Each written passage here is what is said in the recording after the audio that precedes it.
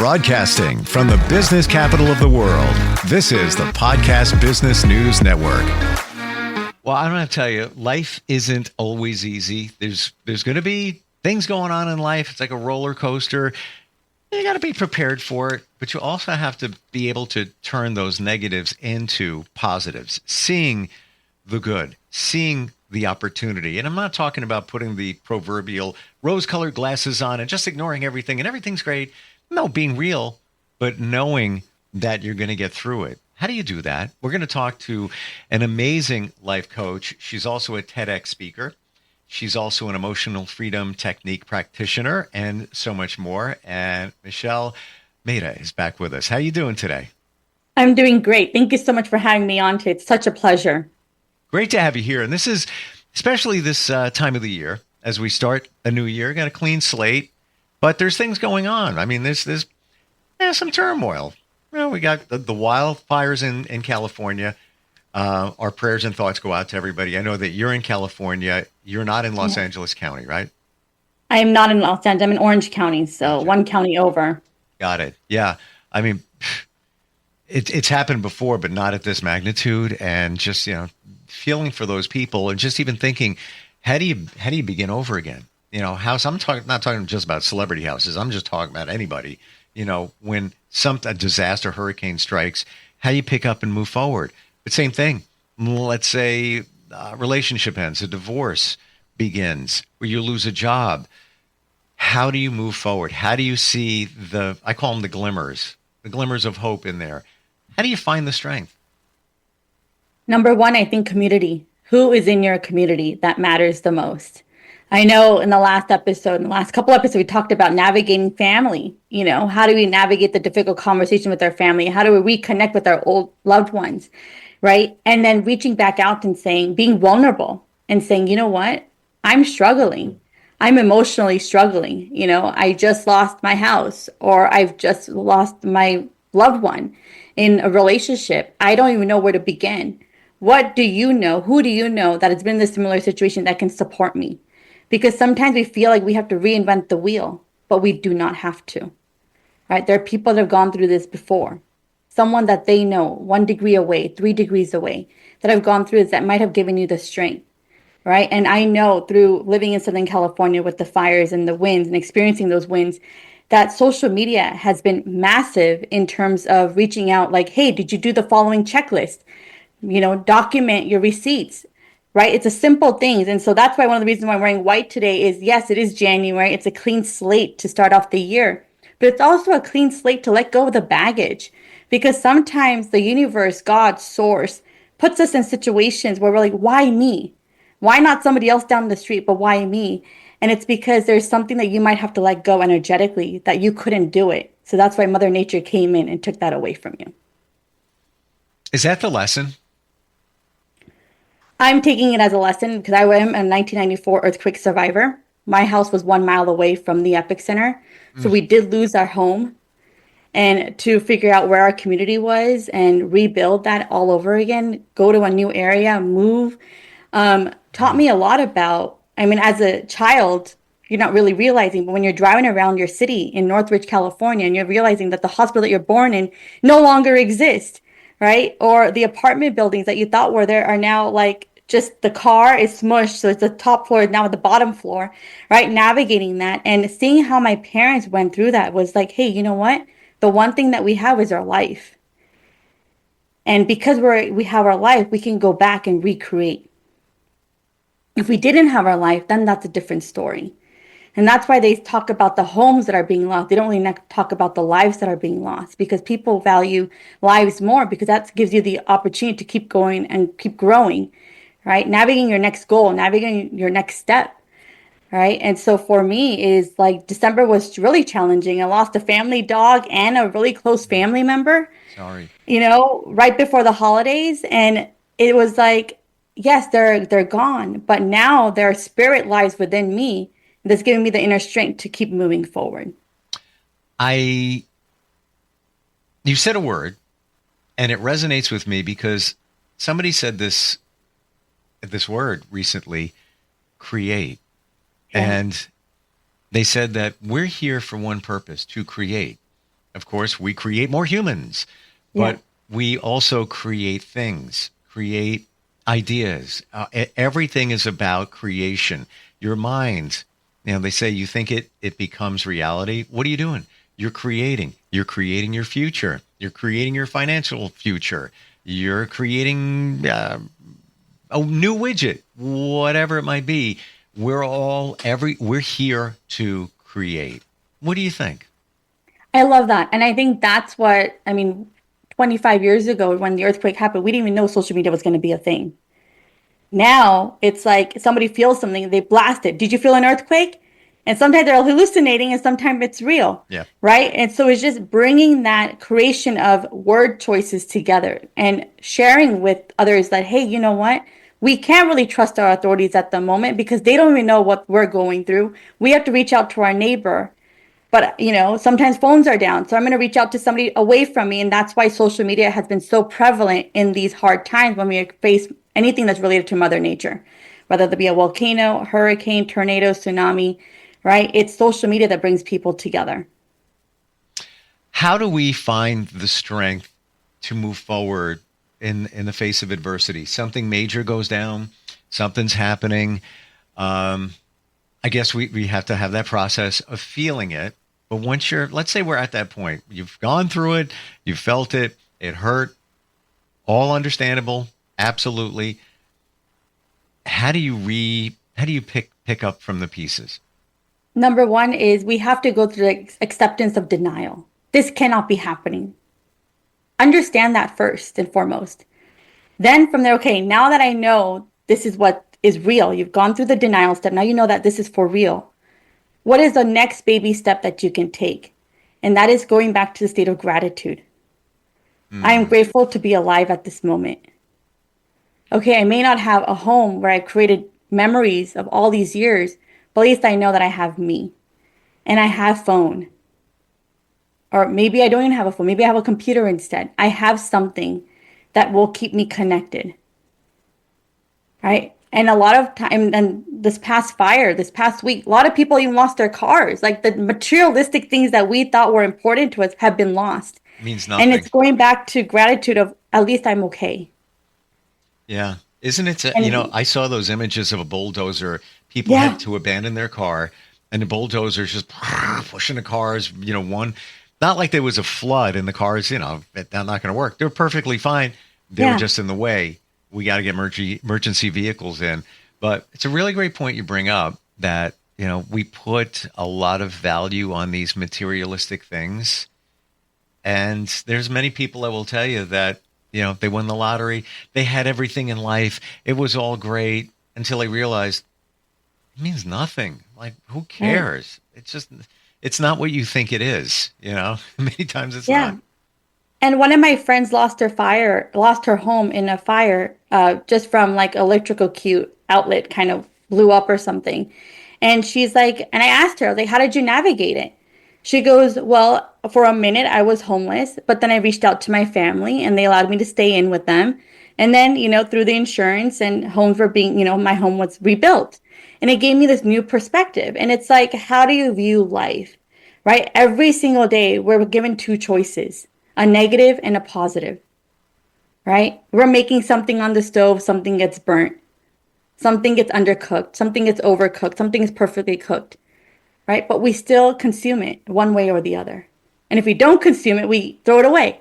And that's a choice that we're making. So every single minute, every single second of your life, you have a choice. You do. A choice of a yes or a choice of a no. And I believe in the power of one, right? It's one thing that you could keep doing, reliving your life the same way, or you can do that thing that's been different. We really do have choice. To create. We do have a choice. And that's where the opportunity of creation comes in. What are you creating in this moment? Should you look for the little wins or maybe the big wins? What do I mean by that? Like, I look at your friend whose home was lost in a fire, and wasn't easy going through all that, trying to piece things together. There was some loss there, but insurance company is going to come in and enable you to build again. So what's the win? Well, and this is completely hypothetical, but okay, I'm going to build a new home and it's exactly what I want. because I can now. Previously, I found a home, moved into it, and it was built the way it was, and I adapted to it, and it's all good. Appreciate it, grateful for it. But now here's my win. I can design it, let's say I want to put speakers in the wall. I want to do this. I want to do whatever it might be, but looking for the wins. What do you think? Absolutely. And that's what keeps us moving forward, especially for someone that believes in positivity. When there is something that's negative, I don't even know how to react initially. I'm in that denial mode, first thing and foremost. And it takes me about 2 to 3 days to process exactly what's been happening. And then for my personal stuff, I look for that positive silver lining. What is positive here? Well, you know what? They're not alone. Right? Seeing the post of, hey, you know what? My house burned down, but not only just my house, my neighbor's house burned down. I'm going to go find my neighbor. Let's rebuild a community based on authenticity, based on vulnerability, based on courage. And let's come together and hug this out. What right? if old neighbors meet new neighbors meet old neighbors. Well, there's another opportunity. Right? Right? So it's finding that blessing, that silver lining in the cloud. How do you find the strength to keep going? All right, so we're talking about looking for the positives, maybe Yes. the wins, if you want to call them that. How do you find that inner strength to keep pushing forward? I think one of my own personal thing is I can't live with the negative situation for too long. I feel like my life is short. It's long, but it's short because I know that I'm going to live a long life, but my life is short in the sense, like, I don't want to sit here and dwell on something that hasn't been working for the next 6 months. I don't want to waste my life dreaming about something that has already been not working. Right. And I want to move fast. And in the past, also in the relationships that I was like dating or something, I would have this 30, 60, 90 day rule. Like 30 days would be honeymoon, 60 days would be kind of rocky, 90 days, they're like, if they're not going to be my life long term, I would just figure out a way to leave them. And it would give me this process of moving quickly because I knew that I had a biological clock and I want to have children and I didn't want to waste my time with the wrong person. And that gave me adversity. It's something that I have learned over the years. I remember about a decade ago, I was dating somebody in December. And in January, it just hit the fan in the worst way possible. Like he disappeared, didn't answer my phone call, ended up in jail, all the wrong things for the wrong reasons. And I thought I was going to have a future with him in terms of like, I thought he was going to show up for my birthday, completely missed it. There was a lot of emotions around that. Long story short, the moment I kicked him out of my life, I was like, you know what? You didn't show up for the things that matter to me. I can't have you in my life. I went on 5 new dates. I just swiped yes on anybody that came my way and I just went on dates with them. And my parents were like, shouldn't you be sitting here grieving for a second? And I was like, why am I going to grieve for something that's no longer even mine? I've made up my mind. It's not going to work out. I'm just going to pick myself and meet the next 5 people. And when I showed up to those next 5 people, I was positive because I was like, you know what? This is allowing me to move on quickly. Now, I don't know if this is a right way or the ultimate way or a wrong way. It is just my way of coping because I could not sit here and navigate a negative situation for too long because I'm wasting my time, sitting here going, oh, if I'm crying about something that lasted 2 months in my life or 2 weeks in my life, what am I going to do crying over for 6 months? I just moved on. I applaud you. 3 words, good for you. And I can completely relate. I was married a lot of years and found out I was getting divorced. It's kind of a surprise. Found out some other things too. And a month and a half later, I started dating. And completely not me, the old me. And I was just like, why am I going to just sit here and just be this? I'm going to be that. And here's what the universe does for you. The very first person I dated, after years of not dating anybody because I was with somebody for many years, she gave me out of nowhere, and I think it was meant to be the best advice ever. She said to me, after, we used to have fun, like Sunday fun day. We go for a restaurant, we hang out, just whatever. She said, why don't you ever live in the moment? Yeah. I'm like, I didn't know what she was talking about. And then I figured it out, that is where you need to be. And that is the secret to life in many regards. It came from her. And that was the very first date. And if I didn't push forward, I might not have gotten that. And it was all part of, I guess, sweet synchronicity of pieces that all fell together. But, to your point, if we didn't move forward in these situations, but I feel All right, I'm going to ask you a question. In that relationship, before he disappeared, did you kind of know? I kind of knew something was off, but I didn't know what it was. And because it was like the first 2 weeks, I wasn't really quite like putting all my judgment factors in. I wanted to give him the benefit of the doubt. But then over time, when things were not adding up, I started questioning. And it turned into this whole story. But like his best friend came up to me and broke the bro code and said, "Hey, Michelle, you're not really dating the person you're supposed to be dating. You're actually getting catfished in this moment." And I'm like, "Excuse me, say what?" But then I put all the dots together because I'm really intuitive and, focused on that way. And I realized that I was totally being catfished. His first, middle, last name was wrong. His nationality was wrong. I discovered all of that much later. And it made me realize in that moment, like, why am I going to sit here and cry for something that's not even mine in the first place? Right. And why am I going to lose myself over something that's not even in my control? I didn't tell him to lie. He lied to me. Now it's in my control to be with him and fool me, or to not be with him and live my life the way I want to live. Yep. And that's when I reached out to community. I reached out to a group of women because I was in a coaching program at that time. And I said, "Help me, give me the strength to block him forever. Give me the strength to know that I'm better than this." And that's where vulnerability and courage and like the VAC factor that we've talked about, right? Vulnerability, authenticity, courage, they all come together in this moment. Is let people know that you're not feeling good. Let people know that you're feeling happy. Talk to people, communicate, and stay away from technology to communicate. Really communicate with words that are spoken so you feel the person. Would you say at that moment or shortly thereafter, you forgave him? I did. I forgave him because it gave me the courage to know that I am worth it and I am able to trust my intuition. And that I know that, he gave me the opportunity to know that, hey, catfish is real. So be the example for other women to let them know, like, hey, these are the filters that I ignored. Pay attention to these filters. So you basically become a leader for other people. And you become a teacher for other people because you have now shared your story. And there was the lesson. There was a lesson. Yeah.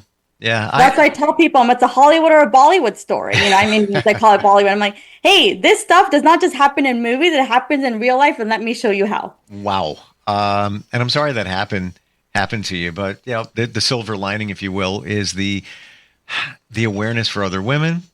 Even for me, hearing that, I'm like, really? Like you are the sharpest, and that still happened to you. Right. But you said the intuition word, and I'm right there with you. We all have it. It's our superpower. Harness the power of it. Listen to your intuition. I don't want to say I wish I did in some of the situations we're talking about, but I kind of knew.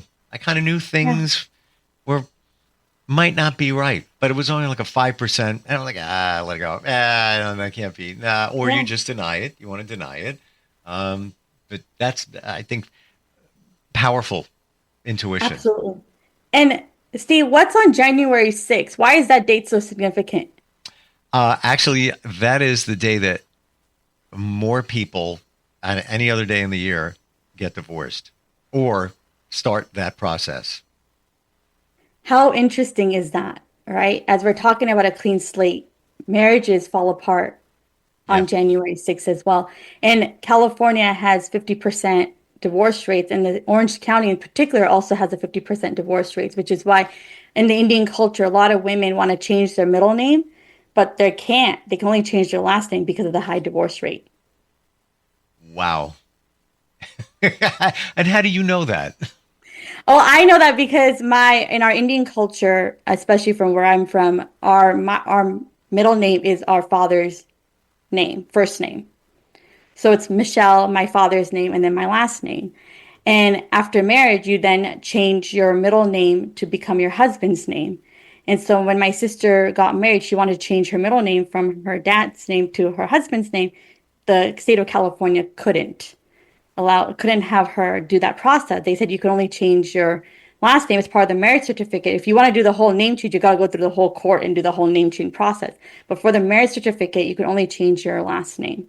Wow, wasn't aware. And so then we put all the dots together. It was because of the high divorce rates in the state of California. Oh my gosh.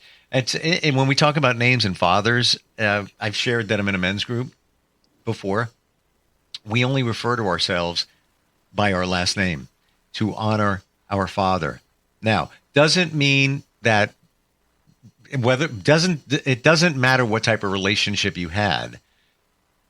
You still honor your father for the things that you received, the teachings. Maybe it's just one little thing. Maybe it's everything in the world, but you still honor. And I find that interesting with the name. I love that. And I think, sometimes we forget. It's like, we feel like, okay, the moms are the ones that carry us to term. But the father plays a huge role in terms of leadership, in terms of tenacity, in terms of going through, ups and downs. They're the ones that give us the inner strength to keep moving forward because they have always been the breadwinner primarily. They still earn more than the women in the United States. It's still a patriarchal society in many countries around the world. And so that gives us the teaching for the next generation to, hey, you know what? You have that inner strength. And that inner strength comes from the fathers. That's what I believe. And that's what's kept me going. The older I get, the more I believe that and understand that. And I didn't have a great relationship with my father. And then he suddenly passed away when I was 21. And, I look back on all of that. And you know who I am today? You're just like him. I'm him. Even better. I'm him. Yeah. And I never realized that. But, as life has changed for me in my journey, then I realized, I'm him. Oh, my gosh. Yeah. Never thought. I'm not saying that's a bad thing. I'm saying, whoa. And when he just passed, I had that realization. He liked the water and the beach and that. And when he was gone, I realized that's me. But now, years later, I realize that I'm living his life in a lot of regards. Kind of weird or not. Yeah, absolutely. And you know what? And having that, when you have a father figure, a mother figure pass away, their spirit immediately comes inside of us. 100%. Our soul is created by them. It's their DNA is inside of us. And so when they pass on, they can't make the physical changes, but they're able to make the changes when they're in the eternal world. And that's what I truly believe too. Sometimes you're like, how come it's not working right now? But the moment they pass, all of a sudden your goals get accomplished. It's funny how that works. It is. And I also believe when somebody passes, especially somebody so close to you, like a parent, their energy is around you all the time. Oh, yeah, all the time.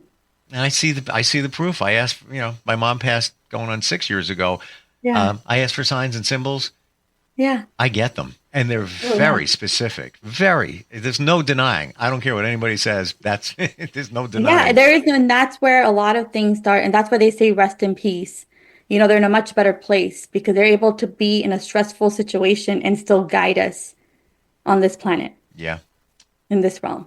Wonderful talking with you today. Thank you so much. Remember, January is a clean slate, so let the old be gone and start off fresh. We're white, people. We're white.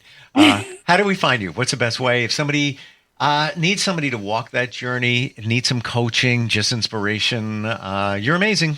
How do we do it? Thank you so much. Follow me on all things social at I am Michelle Mehta. That's IAMMICHELLEMEHTA. My website is michellemehta.com. And I'm also offering a free consultation for anybody that wants to connect and have that conversation about vulnerability.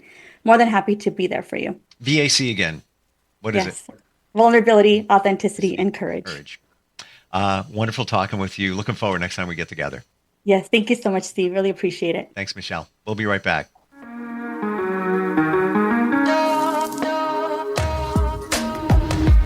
Broadcasting from the business capital of the world, this is the Podcast Business News Network.